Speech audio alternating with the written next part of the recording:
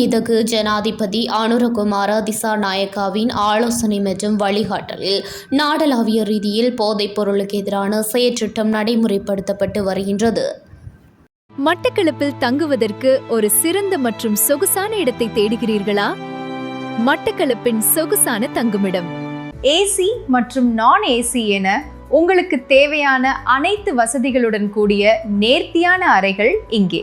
இலக்கம் 534 திருகோணமலை வீதி, மட்டக்களப்பு என்ற பிரதான இடத்தில் அமைந்திருப்பதால் போக்குவரத்துக்கு மிகவும் இலகு. இன்றே உங்கள் அறைகளை முன்பதிவு செய்யுங்கள்.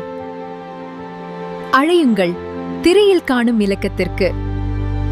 அதன் ஒரு அங்கமாக கல்முனை பிரதேச செயலாளர் பிரிவில் முழு நாடும் ஒன்றாக தேசிய செயற்றிட்ட நிகழ்வுகள் பிரதேச செயலக நிர்வாக உத்தியோகத்தர் ACM ஃபலீஸ் தலைமையில் போதைப்பொருள் ஒழிப்பு வாரத்தை முன்னிட்டு தேசிய அபாயகர ஔடதங்கள் கட்டுப்பாட்டு சபை அபிவிருத்தி உத்தியோகத்தர் ராசிக் நஃபாயிஸ் ஒருங்கிணைப்பில் பொதுமக்களிடையே வலுவான விழிப்புணர்வு நடவடிக்கைகள் மேற்கொள்ளப்பட்டன.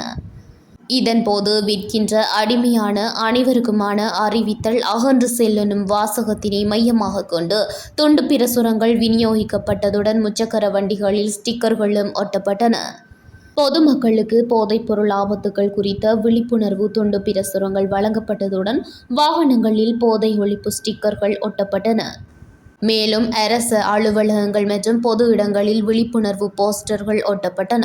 போதைப் பொருள் இல்லாத ஆரோக்கியமான இளம் சமூகத்தை உருவாக்குவதே நமது இலக்கு.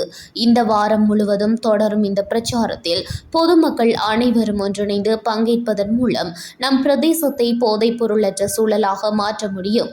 போதை ஒழிப்பு நமது பொறுப்பு. இளைஞர்களை பாதுகாப்போம், சமூகத்தை பாதுகாப்போம் என்ற தொனிப்பொருளில் மார்ச் மாதம் 1ஆம் தேதி முதல் முழு நாடும் ஒன்றாக தேசிய செயல் திட்டத்துடன் இணைந்து போதைப் பொருள் தடுப்பு வாரம் நடைமுறைப்படுத்தப்பட்டு வருவதுடன் பொதுமக்களுக்கு விழிப்புணர்வை ஏற்படுத்தும் துண்டு பிரசுரங்கள் சுவரொட்டிகளும் வழங்கப்பட்டு வருகின்றன.